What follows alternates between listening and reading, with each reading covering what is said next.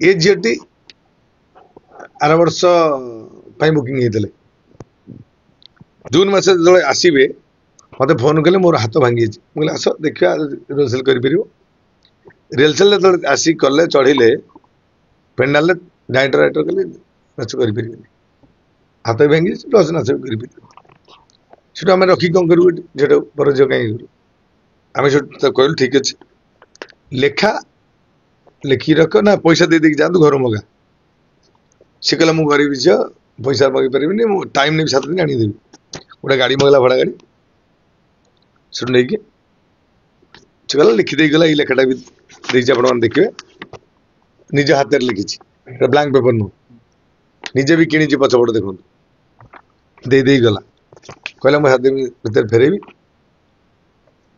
से न फेरला आम से 5 थर 7 थर फोन कंटाक्ट कलु बाघात हाँ 2 मास पर देखला बाघात दिन यात्रा यात्रा कर पैसा नहीं एडभांस से यात्रा न कर सी पैसा मागिचे सी पैसा ना जाए केस मत रेप कर चेष्टा करते मत से कथा कह केस देला 12 थाना इन लोक नुआ पार्टी कर 2-3 मास डरीगला पैसा पत्र दे कंप्रोमाइज है से सब रिपोर्ट 12 थाना आप बुझे आज डेट्रे तापर जो मैरेज शिवशक्ति पार्टी था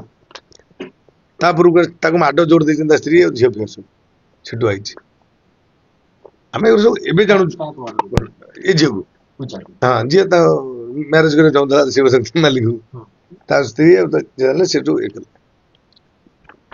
मत कहले स्वामी ना स्वामी ना प्रकृत स्वामी ना है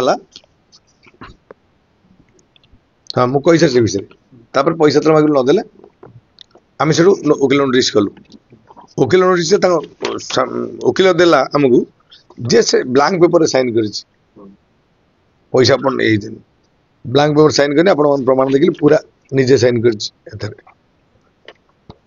केस कर 5 थर खंडे आम वकिल को रिक्वेस्ट कर केस सिविल कोर्ट केस कर बाहर कोर्ट केस करने से कहला पैसा देदेवी पैसा तो देला नहीं आम से केस करूँ छुट्टी अच्छी बर्तमान ये डेट पड़े ये हम से मामूनी स्टार्टिंग केस ये भाई दीजिए आम कहीदे नांड विचलित हो पैसा मागे ये पैसा गला किंतु मु केस कर लीगल अच्छी पैसा नेबी डुप्लिकेट कथा देखु हजबैंड ना है रश्मि रंजन त्रिपाठी 2टी पिला अच्छी घरे पूजा पूजा बर्तमान रोचन जी मुझे जानी आउ जन बॉयफ्रेंड अच्छा दलाई फोन नंबर नहीं जाए पूजा का नाम 2022 मसीह महिला थाना गोटे केस था ब्लू हिल हॉस्पिटल से मैंने 10 अक्टोबर 2022 एडमिशन होते माडोल विभिन्न कमिटी भी फोन कर समदली विभिन्न कथा रही 2 दिन भर आप सब डिटेल्स पाइबे आप सब केतरा ड्रामा कमिटी रू पैसा आनी जाइना लुचेन टेलीफोन उठे ना सब आप देखुन के मेसेज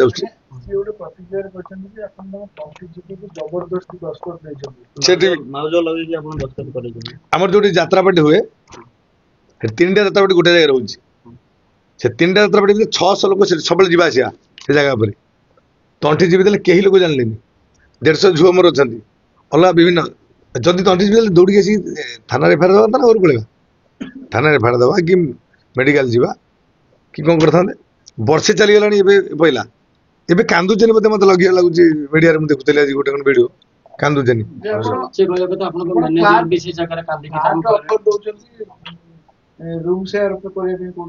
फ्लाट मो पुओ को मुझे सी कि मो पुओ बड़ है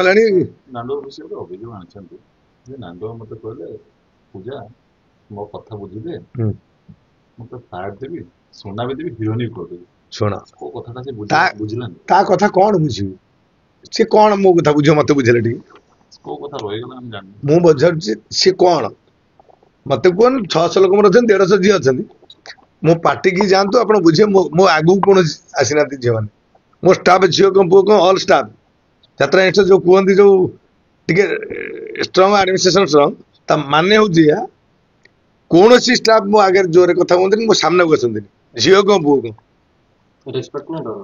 ନାଇଁ ରେସ୍ପେକ୍ଟ ଭାରି। ମୁଁ ଯାଏ ନା ପାଟିକି, ମୁଁ ବିଲକୁଲ ପାଟିକି ଯାଏ ନା।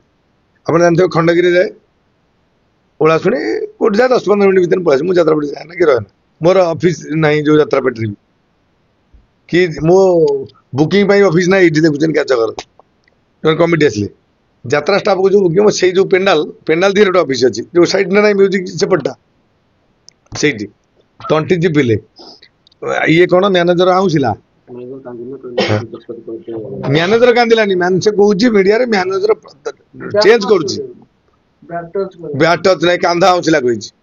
ସେ କହୁଛନ୍ତି ତାଙ୍କ ଆଖିରୁ ବି ଲୁହ ଆସେ ତା ଲେଖିଲା ବେଳେ। କାର ସବୁ ମ୍ୟାନେଜର ବସିକି ଲେଖିଲେ, ସେ ଲେଖିଲା ପଇସା ଦେଇପାରିବନି, ଲେଖିବା ପଇସା ପାଇବିନି କି, ଛାଡ଼ିଦେବି ସେମିତି, ପଇସା ପାଇବି। ମୁଁ ଗୋଟିଏ କଥା ବୁଝିଛି, ଯୋଉ କାନ୍ଦୁଛି ଆଜି 2-4 ପ୍ରକାର କାନ୍ଦ ଅଛି ତା ଦେହରେ। ସେ କାନ୍ଦ ଭିତରେ ସ୍ୱାମୀ ମଲେ ସ୍ତ୍ରୀ କେତେ ଦିନ କାନ୍ଦୁଛି ମତେ କହିଲେ? 11 ଦିନ 12 ଦିନ ଠିକ 11 ଦିନ।